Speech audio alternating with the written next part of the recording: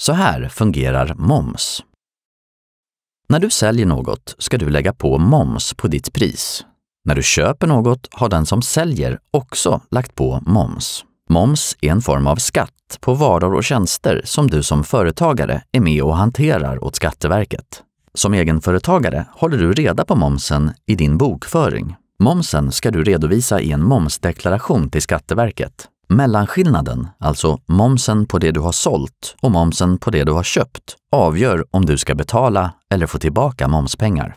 Om du har fått in mer moms än du själv har betalat när du har köpt saker, kommer du att betala momspengar till Skatteverket. Om du däremot har betalat mer moms än du själv har fått in, kommer du att få momspengar tillbaka. Momsen ska alltid finnas angiven på kvittot eller på fakturan i kronor och i procent. För att veta vilka uppgifter som du ska redovisa till Skatteverket ska du i din bokföring ha koll på din försäljning. Momsen på din försäljning, så kallad utgående moms, och momsen på dina inköp, kallad ingående moms.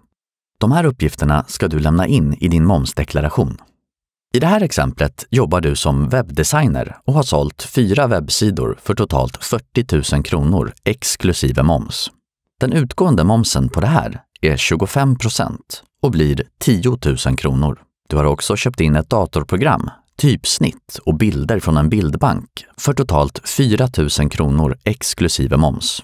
Den ingående momsen på det här är 25% och blir 1 000 kronor.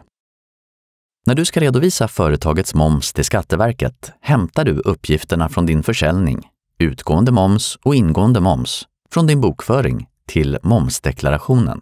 Skillnaden mellan utgående moms och ingående moms blir 9 000 kronor och det här ska du betala till Skatteverket. Vi tar det igen. Moms uppstår när du säljer eller köper något. Du håller reda på momsen i din bokföring. Momsen redovisas till Skatteverket och antingen ska du betala eller få tillbaka momspengar. Momsdeklarationen ska skickas in i perioder och du registrerar först hos Skatteverket om du vill göra det månadsvis, kvartalsvis eller årsvis. Du kan skicka momsdeklarationen smidigt med Skatteverkets e-tjänst. Tänk på att du också ska betala in momsen vid samma tillfälle som du väljer att skicka in din momsdeklaration. På de flesta varor och tjänster är momssatsen 25%, men det finns undantag. Det är till exempel 12% moms när du säljer matvaror i butik eller serverar mat på restaurang.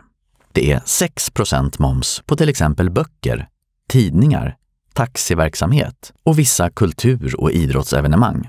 Och det är 0% moms på sjukvård och tandvård. Ett gott råd är att redan från början planera in momshanteringen i ditt företag. Verksamt.se till företag från myndigheter.